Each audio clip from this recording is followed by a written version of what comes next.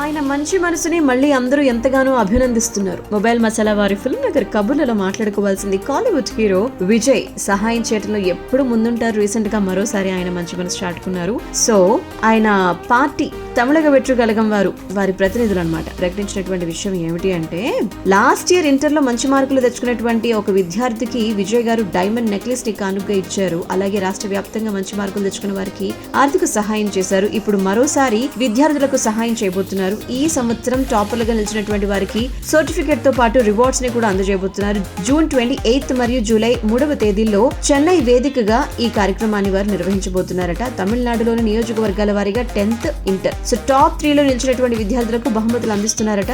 అయితే ఇటీవలే ఈ హీరో గారి కొత్త రాజకీయ పార్టీని ప్రకటించి రాజకీయ రంగ ప్రవేశం కూడా చేశారు. వచ్చే సంవత్సరం తమిళనాడులో జరిగేటువంటి అసెంబ్లీ ఎన్నికల్లో పోటీ చేయబోతున్నారు. ఇక మూవీస్ విషయానికి వస్తే the greatest of all time తో బిజీగా ఉన్నారు మన విజయ్.